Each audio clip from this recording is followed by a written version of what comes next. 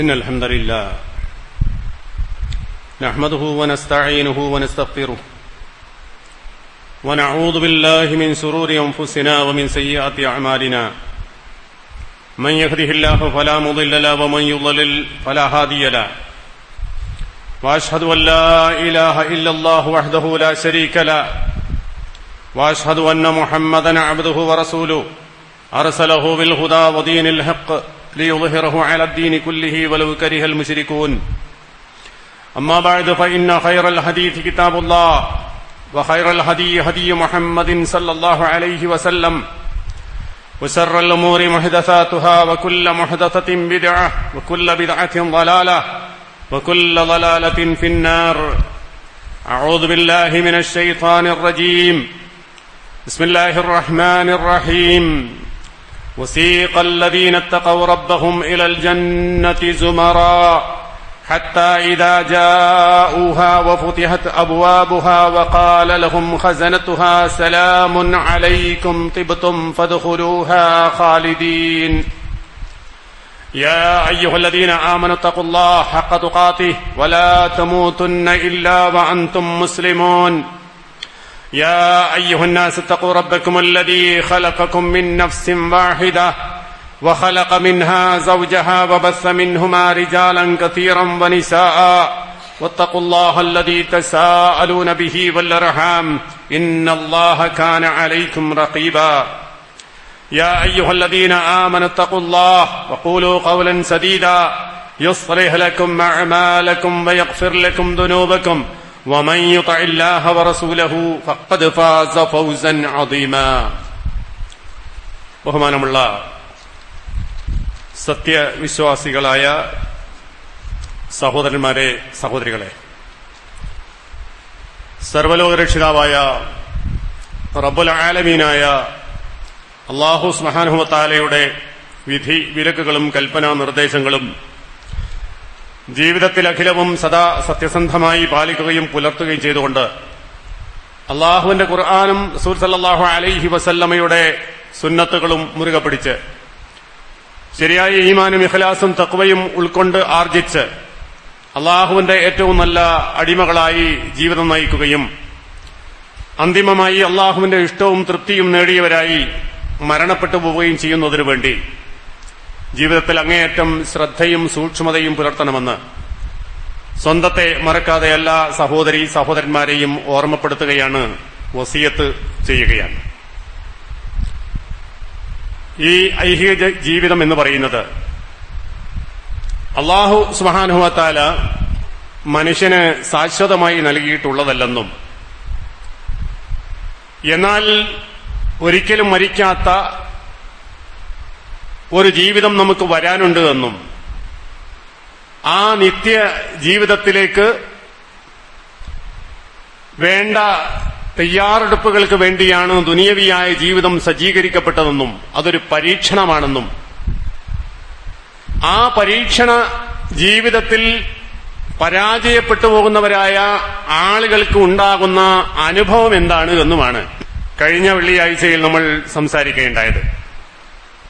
അതിന്റെ മറുഭാഗമാണ് ഇന്നത്തെ ഖുത്ബയിലൂടെ സൂചിപ്പിക്കണമെന്ന് ഉദ്ദേശിക്കുന്നത്.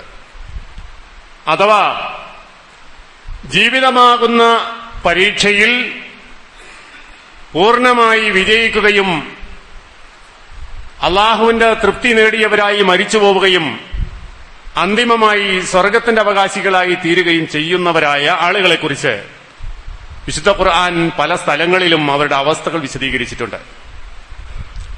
വിശുദ്ധ ഖുർആൻ പറയുന്നു, വഅമ്മാ മൻ ഊതിയ കിതാബഹു ബിയമീനിഹി ഫസൗഫ യുഹാസബു ഹിസാബൻ യസീറാ വയൻഖലിബു ഇലാ അഹ്ലിഹി മസ്റൂറാ വഅമ്മാ മൻ ഊതിയ കിതാബഹു വറാഅ ളഹ്രിഹി ഫസൗഫ യദ്ഉ സുബൂറാ വയസ്ലാ സഈറാ. വഅമ്മാ മൻ, എന്നാൽ ഒരു കൂട്ടം ആളുകൾ, ആരാണവർ? ഊതിയ കിതാബഹു ബിയമീനിഹി, അവന്റെ കർമ്മരേഖ അവന്റെ വലത് കൈയിൽ നൽകപ്പെടുന്നവരായ ആളുകൾ. ഫസൗഫ യുഹാസബു ഹിസാബൻ യസീറാ, അങ്ങനെയുള്ളവർക്ക് വളരെ ലളിതമായ ഒരു വിചാരണയായിരിക്കും ഉണ്ടാവുക. അപ്പൊ പരലോകത്ത് അള്ളാഹുവിന്റെ കോടതിയിൽ ഹാജരാക്കപ്പെടുമ്പോ മനുഷ്യന്റെ ഐഹിക ജീവിതത്തിലെ കർമ്മങ്ങൾ വിചാരണ ചെയ്യപ്പെടുന്ന ഒരു സന്ദർഭമുണ്ട്. അങ്ങനെ വിചാരണയ്ക്ക് വേണ്ടി മനുഷ്യൻ തയ്യാറാക്കപ്പെടുമ്പോ അവന്റെ കർമ്മരേഖ വലം കൈയിലാണ് കൊടുക്കുന്നത് എങ്കിൽ അതൊരു വലിയ നല്ല ലക്ഷണമാണ്. നല്ല ലക്ഷണമാണ് വലം കൈയിൽ കർമ്മരേഖ കിട്ടുക എന്ന് പറഞ്ഞാൽ. നമ്മൾ ദുനിയാവിലും അങ്ങനെ തന്നെയാണ്. ദുനിയാവിൽ നമ്മൾ ചെയ്തിട്ടുള്ള ഏതെങ്കിലും ഒരു മഹത്തായ കാര്യത്തിന് വേണ്ടി ഒരു അവാർഡ് നൽകുകയാണെങ്കിൽ ആളെ വിളിച്ചു വരുത്തുന്നു, വലിയ ഒരു ജനസമൂഹത്തിന്റെ മുമ്പിൽ അയാൾക്ക് കിരീടം അണിയിച്ചു കൊടുക്കുന്നു, മാല ചാർത്തി കൊടുക്കുന്നു. എന്നിട്ട് വളരെ ഭവ്യതയോട് അയാൾക്ക് നൽകാനുള്ള അവാർഡ് നൽകുമ്പോ അത് വല്ലാത്ത ഒരു അനുഭൂതിയാണ് നൽകപ്പെടുന്ന വ്യക്തിക്കുണ്ടാവുക. കൊടുക്കുന്ന രൂപം വളരെ മോശമാണ് എങ്കിലോ അപ്പൊ തന്നെ മനസ്സിലായി അത് ചടപ്പിന്റെ കാര്യമാണെന്ന്.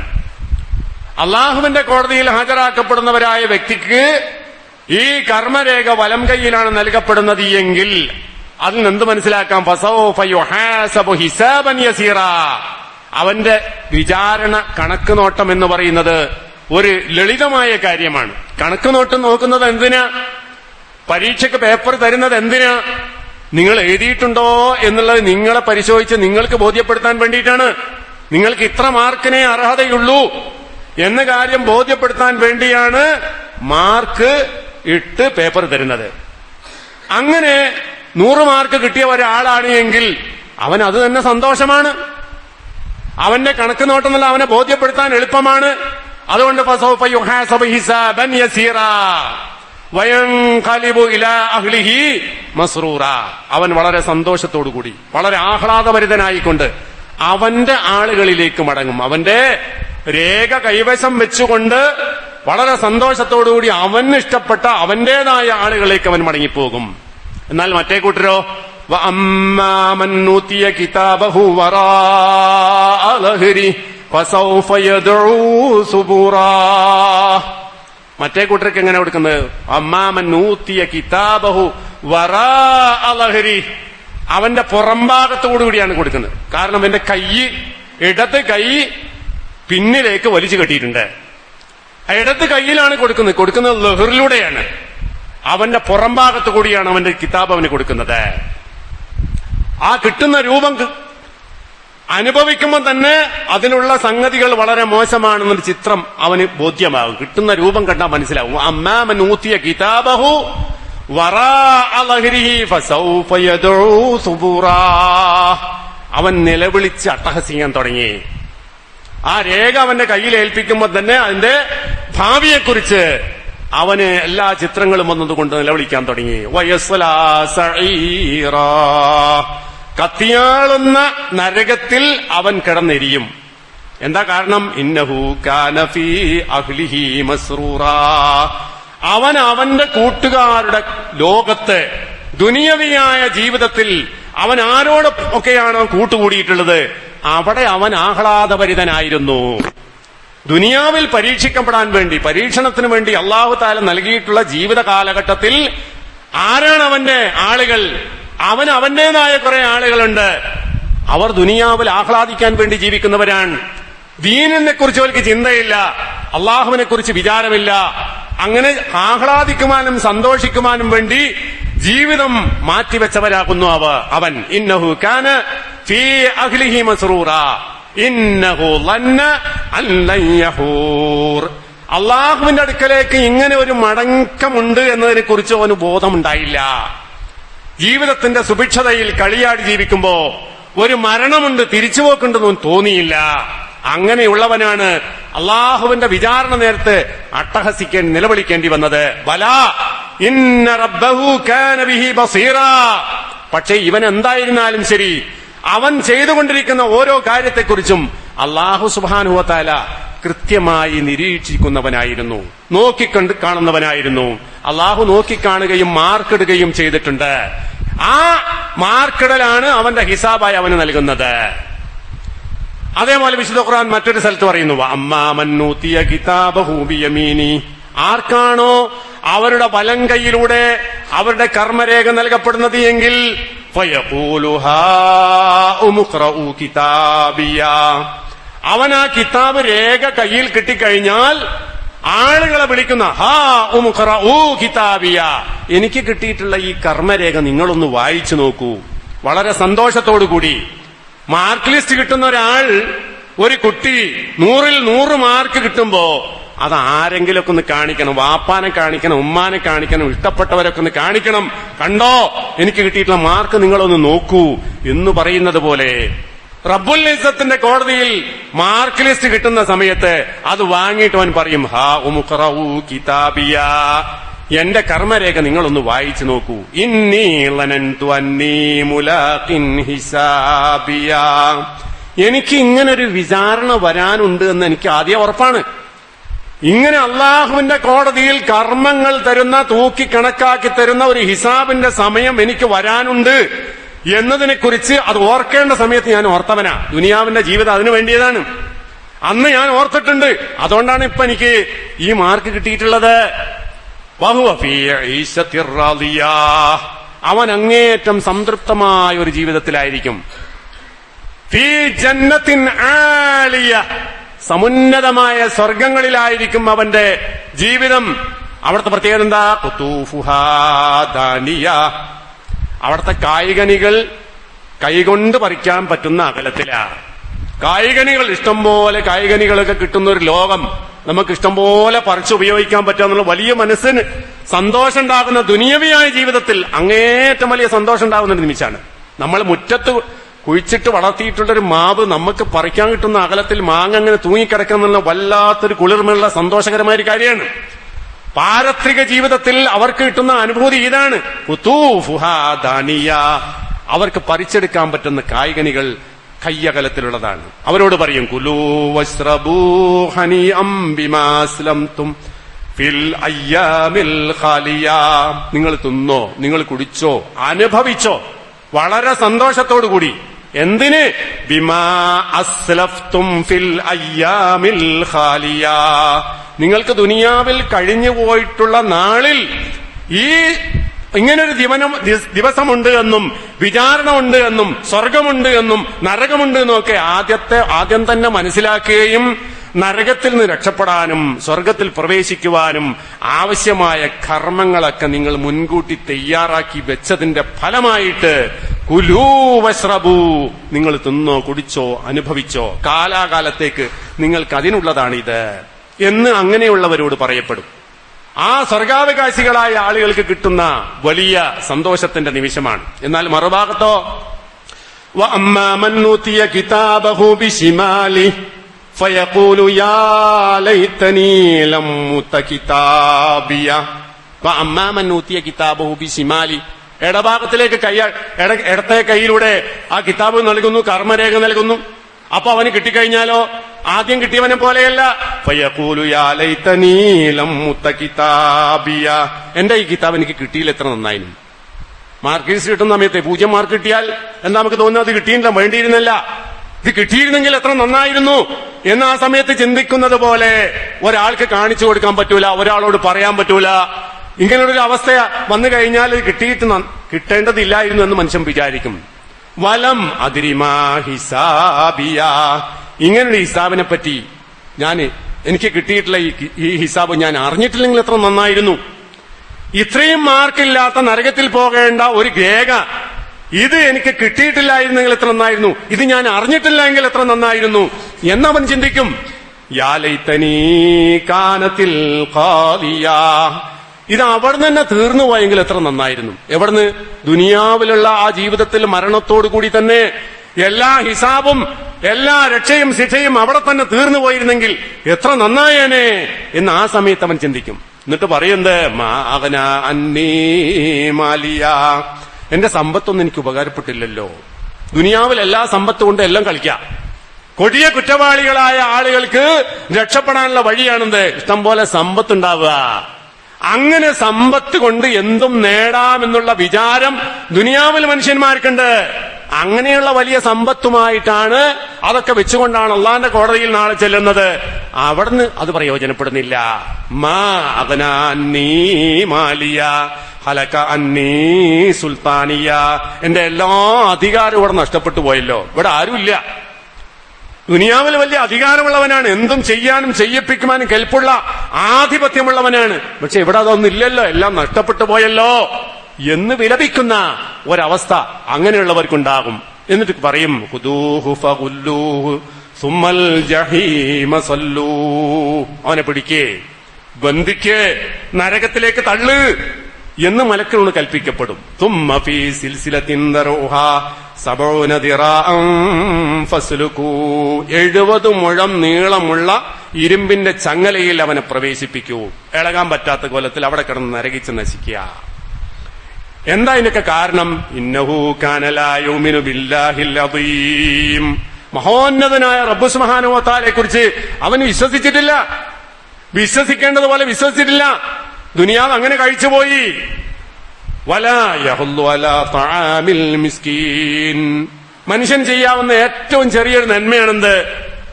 കഷ്ടപ്പെടുകയും ദുരിതമനുഭവിക്കുകയും ചെയ്യുന്ന ഒരാൾക്ക് നീ ഒരു സഹായം ചെയ്തു കൊടുക്കണം കേട്ടോ, ഒന്ന് പ്രേരണ കൊടുക്കുക.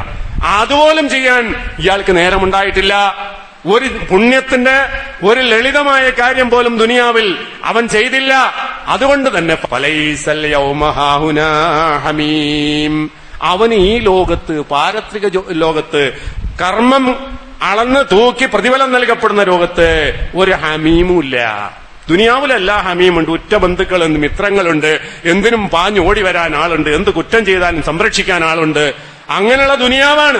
ആ ദുനിയാവിൽ ഇവിടെ എത്തിയപ്പോ ഇവിടെ ഒരു കൂട്ടുകാരനും ഇല്ല, ഒരു ഉറ്റ മിത്രങ്ങൾ ഇവിടെ കാണാനില്ല. വലാ തആമുന്നില്ലാ മിൻ ഗിസ്ലീൻ, ഗിസ്ലീനിൽ നിന്നുള്ള അല്ലാത്തൊരു ആഹാരവനില്ല. ഗിസ്ലീൻ എന്ന് പറഞ്ഞാൽ നരകത്തിൽ കത്തി നശിച്ചുകൊണ്ടിരിക്കുന്നവന്റെ വേസ്റ്റ്, അതാണ് ഗിസ്ലീൻ. അതാണ് ഇവന് തീറ്റ കൊടുക്കുന്നത്. ലാ യഅ്കുലുഹു ഇല്ലൽ ഖാതിഊൻ, കുറ്റവാളികളല്ലാതെ, കൊടിയ കുറ്റക്കാരല്ല, തെറ്റുകാർക്കല്ലാതെ ആ ഭക്ഷണം ഇല്ല എന്നാ. അപ്പൊ അങ്ങനെയുള്ളവർക്ക് അതേ കിട്ടുന്നുള്ളൂ. അപ്പൊ ഇതാകുന്നു അവർക്ക് കിട്ടുന്ന അവസ്ഥ.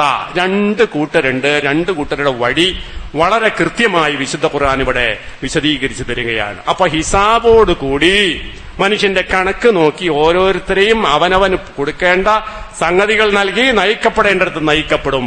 കഴിഞ്ഞ പ്രാവശ്യം സൂറത്ത് സുമറിന്റെ അവസാനത്തിൽ കാഫിറുകളായ ആളുകൾ, അള്ളാഹുൽ വിശ്വസിക്കാതെ ദീനനുസരിച്ച് ജീവിക്കാതെ കളവാക്കിയവനായ ആള് നരകത്തിൽ പോകുന്നൊരു ചിത്രം നമ്മൾ പറഞ്ഞു. അതിന്റെ തൊട്ടു താഴെയായി പറയുന്നുണ്ട് വസീഖല്ലദീന തഖൗ റബ്ബഹും ഇലൽ ജന്നതി സുമറാ, വസീഖല്ലദീന തഖൗ റബ്ബഹും, റബ്ബ് സുബ്ഹാനഹു വ തആലയെ സൂക്ഷിച്ചവൻ, പേടിച്ചവൻ, അങ്ങനെ പേടിച്ച് ദുനിയാവിൽ ജീവിച്ചവൻ, എന്തും ചെയ്യേണ്ടല്ല, അള്ളാഹ്ക്ക് ഇഷ്ടമുള്ളത് മാത്രം ചെയ്യുക, അള്ളാഹ്ക്ക് ഇഷ്ടമില്ലാത്ത കാര്യങ്ങളൊന്നും ചെയ്യാതെ ദുനിയാവിൽ ജീവിച്ചു കഴിഞ്ഞു പോയവൻ, തഖ്വയോടുകൂടി ജീവിച്ചവൻ, അവൻ വസീഖ നയിക്കപ്പെടും. എങ്ങോട്ട് നയിക്കപ്പെടും? ഇലൽ ജന്നതി സുമറാ, സ്വർഗത്തിലേക്ക് കൂട്ടം കൂട്ടമായി നയിക്കപ്പെടും. കൂട്ടം കൂട്ടമായി നയിക്കാന്ന് പറഞ്ഞ കഴിഞ്ഞ ആഴ്ച നമ്മൾ പറഞ്ഞു.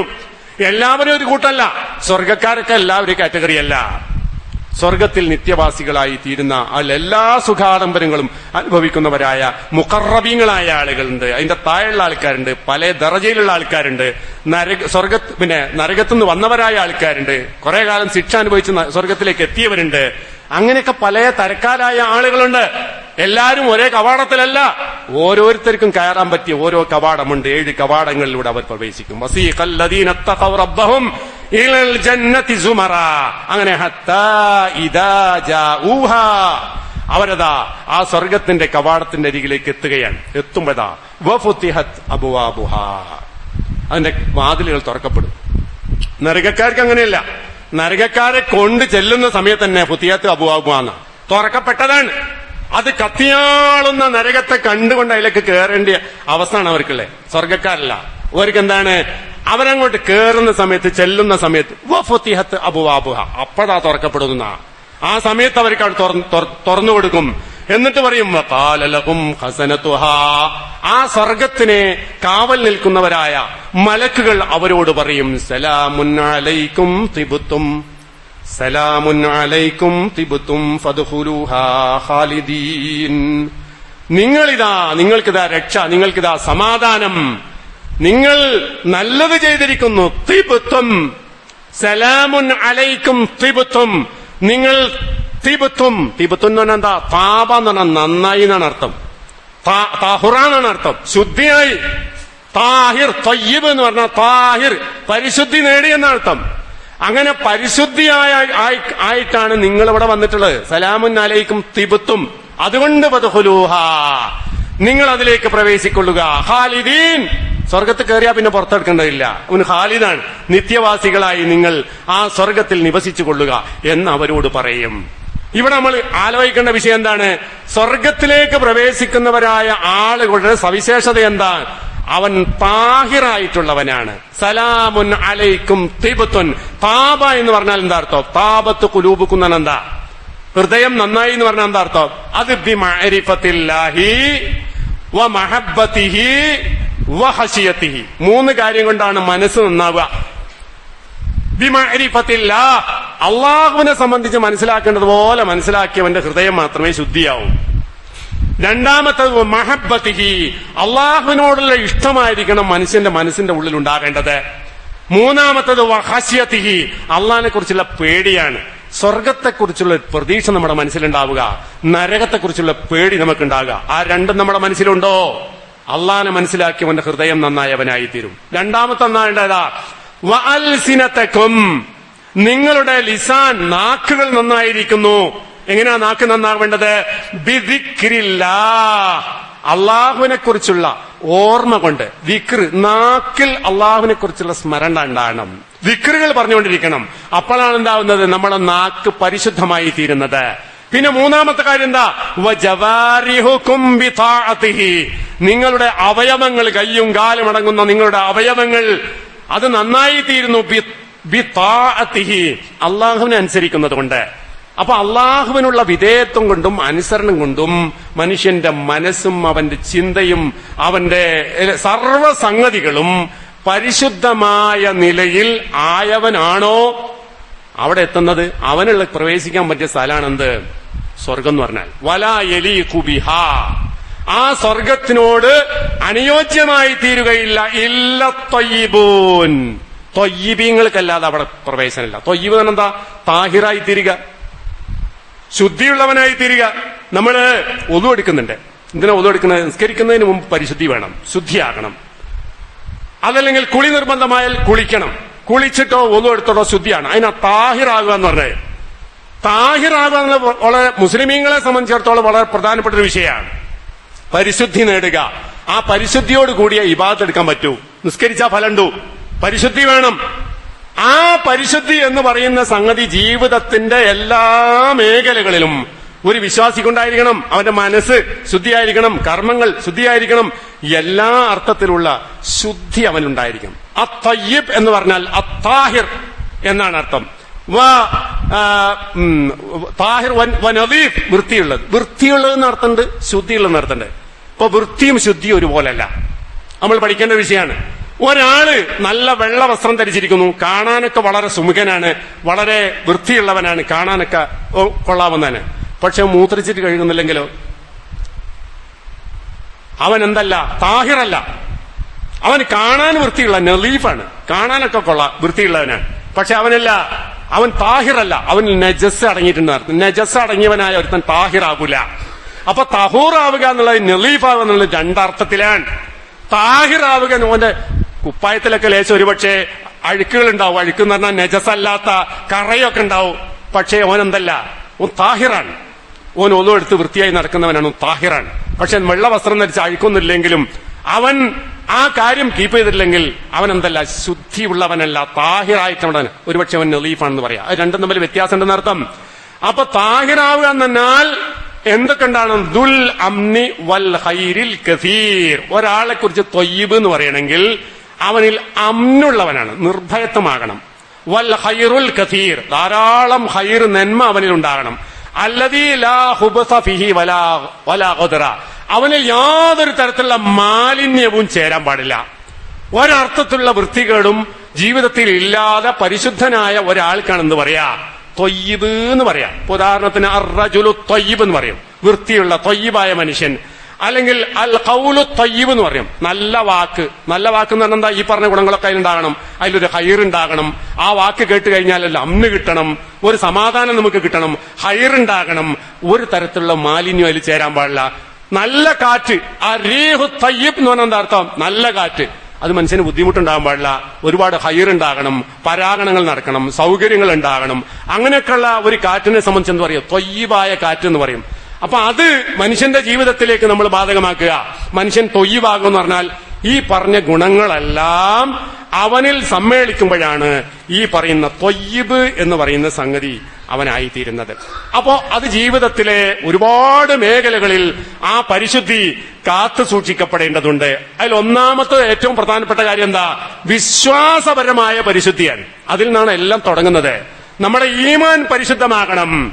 ഈമാനിൽ കലർപ്പുണ്ടാകാൻ പാടില്ല എന്നർത്ഥം. ഈമാനിൽ കലർപ്പുണ്ടാകുന്ന പറഞ്ഞാൽ ശിർക്ക് ചെയ്യുക, അല്ലാത്തോട്ട് പ്രാർത്ഥിക്കുക, നേർച്ച നേരുക, വഴിപാടുകൾ അർപ്പിക്കുക, അങ്ങനെ അള്ളാഹു അല്ലാത്തവരിൽ നമ്മൾ കുനിയുക, അവനിൽ നമ്മൾ ഭരമർപ്പിക്കുക. അതൊക്കെ ചെയ്താൽ എന്തായി? നമ്മുടെ മനസ്സ് ചീത്തയായി, നമ്മളെ ഈമാൻ ചീത്തയായി, അതിൽ കലർപ്പ് കലർന്നു, ശിർക്ക് കലർന്നു. അങ്ങനെ ശിർക്ക് കലർന്ന ഒരാളാണ് എങ്കിലോ അവൻ നരകത്തിന്റെ കവാടത്തിലേക്ക് പോകേണ്ടി വരും. സ്വർഗത്തിന്റെ കവാടത്തിൽ എന്തില്ല? അവന് പ്രവേശനമില്ല. എന്താ കാരണം? നബി സല്ലല്ലാഹു അലൈഹി വസല്ലം പഠിപ്പിച്ചു, അള്ളാഹുവിന്റെ ഖുർആനിൽ പറഞ്ഞു, വമൻ യുശ്രിക് ബില്ലാഹ് ഫഖദ് ഹറമല്ലാഹു അലൈഹിൽ ജന്ന. ആരാണോ അള്ളാഹുവിൽ ശിർക്ക് ചെയ്യുന്നതെങ്കിൽ അവന് സ്വർഗം അള്ളാഹു തആല നിഷിദ്ധമാക്കി. ശിർക്ക് ചെയ്യുന്നവന് കയറാൻ പറ്റിയ സ്ഥലമല്ല സ്വർഗം. ഒന്നാമത്തത്. അപ്പൊ ശിർക്കിൽ നിന്ന് പരിശുദ്ധമായ ഈമാൻ ഒരാൾക്ക് ഉണ്ടാകണം. അങ്ങനെയുള്ളവനെ സ്വർഗപ്രവേശനമുള്ളൂ. രണ്ടാമത്തെ കാര്യം എന്താണെന്ന് വെച്ചാൽ അവനവന്റെ ഇബാദത്തുകൾ പരിശുദ്ധമാകുക. നിസ്കരിക്കുന്നുണ്ട്, നോമ്പ് നോൽക്കുന്നുണ്ട്, അങ്ങനെയുള്ള ഇബാദത്തുകൾ പരിശുദ്ധമാണ്. എന്തിൽ നിന്ന് പരിശുദ്ധമാകണം?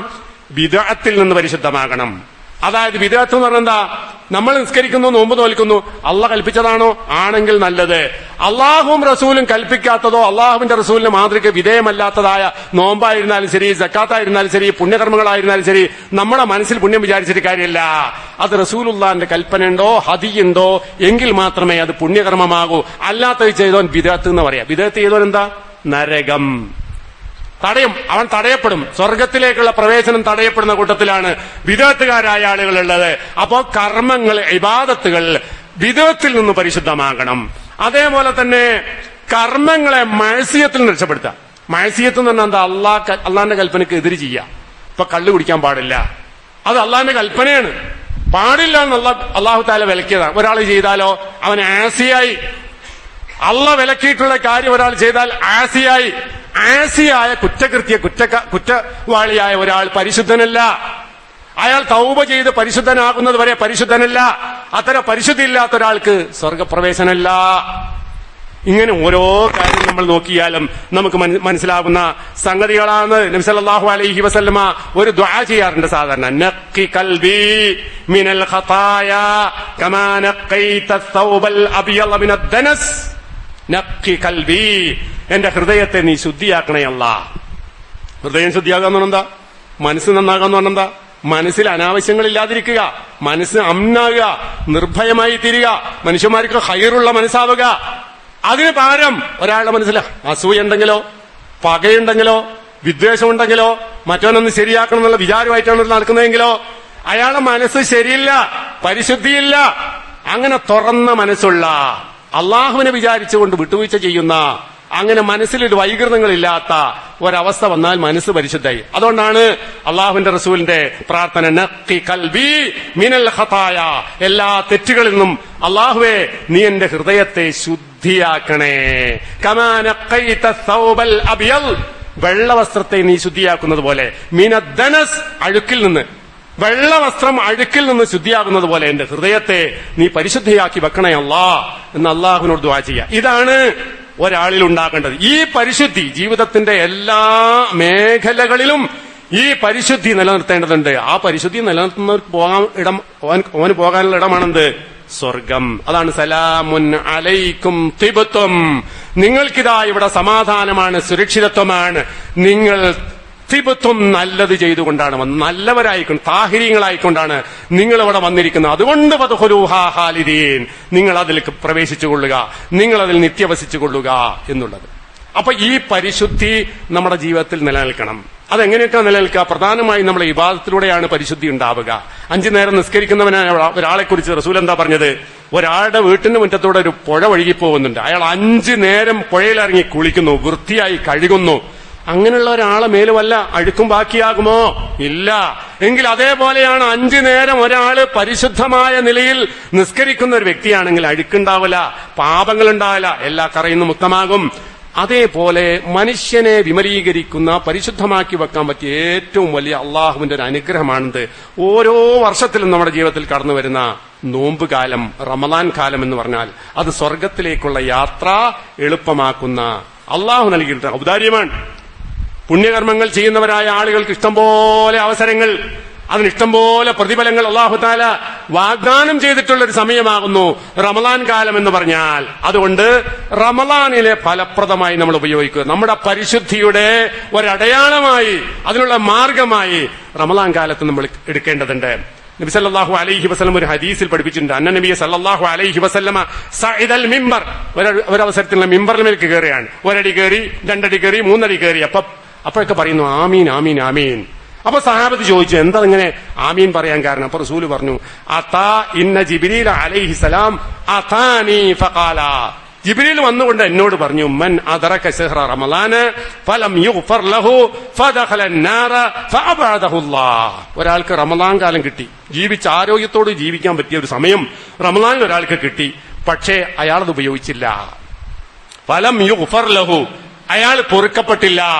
പാപങ്ങളൊക്കെ പൊറുത്ത് പരിശുദ്ധനാക്കപ്പെടാൻ വേണ്ടി അള്ളാഹു നിശ്ചയിച്ചിട്ടുള്ള കാലമാണ് റമളാൻ കാലം. അവിടെ ഒരുപാട് നിസ്കരിക്കുവാനും ഒരുപാട് ദിക്റുകളും ഒരുപാട് പുണ്യകർമ്മങ്ങളും ഒഴുകി പാപമോചനവും തൗബയൊക്കെ ഉണ്ടായി പരിശുദ്ധനാകാൻ കിട്ടിയൊരു അവസരമാണ്. ആ അവസരം അയാൾ ഉപയോഗിച്ചിട്ടില്ല. അപ്പൊ ദഖലന്നാർ, എന്നിട്ട് അയാൾ നരകത്തിൽ പ്രവേശിച്ചു. ഫഅബഅദഹുല്ലാഹ്, അള്ളാഹു അയാൾ അകറ്റട്ടെ എന്ന് ജിബ്രീൽ പറഞ്ഞു. എന്നിട്ട് പറഞ്ഞു, കുൽ ആമീൻ, ആമീൻ പറയേൻ.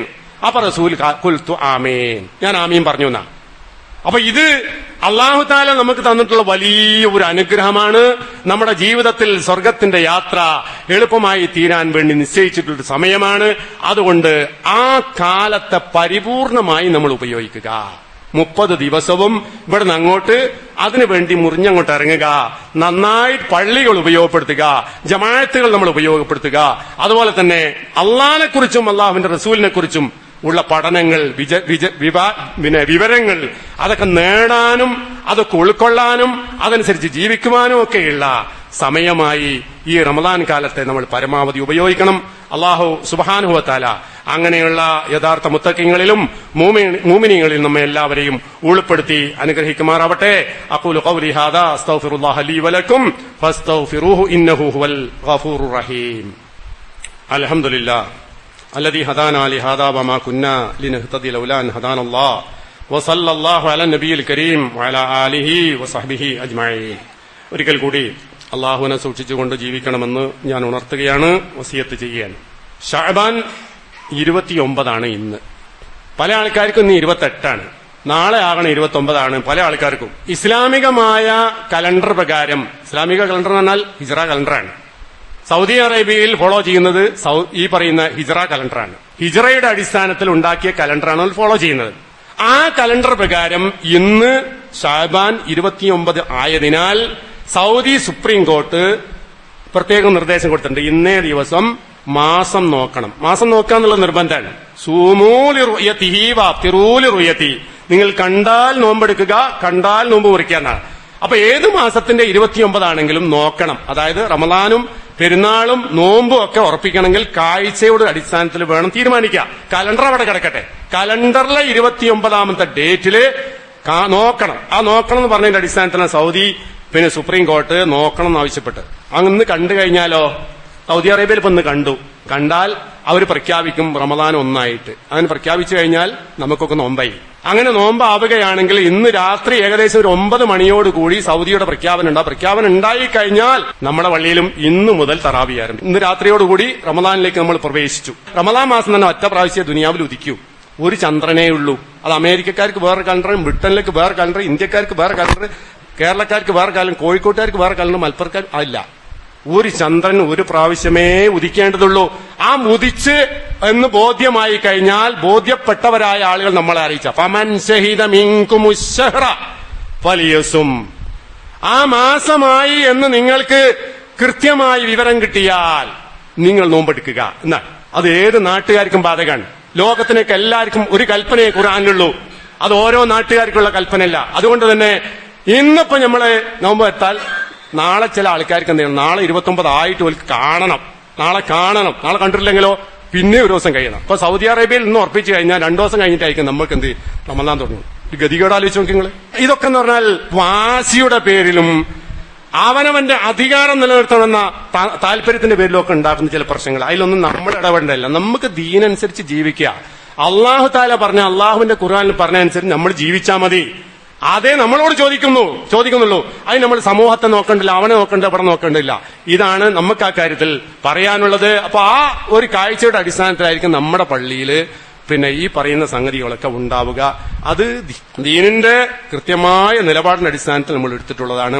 അപ്പോൾ ആ കാര്യങ്ങളെല്ലാവരും ശ്രദ്ധിക്കണമെന്നാണ് എനിക്ക് പറയാനുള്ളത്. ദീന് നമ്മൾ ഉൾക്കൊള്ളുക. നമ്മൾ ദീൻ ഉൾക്കൊള്ളുന്നത് എന്തിനു വേണ്ടിയാണ്? സ്വർഗത്തിലെത്താൻ വേണ്ടിയിട്ടാണ്, അല്ലാതെ ദുനിയാവിനെ ആരെയും ബോധ്യപ്പെടുത്താൻ വേണ്ടിയിട്ടല്ല. അള്ളാഹുവും അള്ളാഹുവിന്റെ റസൂലും പറഞ്ഞ വഴികൾ എടുക്കുക. അത് ആര് കൂടെ ഉണ്ടോ ആര് കൂടെയില്ലേ, നമ്മളെ അത് അലട്ടേണ്ട ഒരു പ്രശ്നമേ ആകാൻ പാടില്ല. അങ്ങനെ ആകുമ്പോഴാണ് ഈ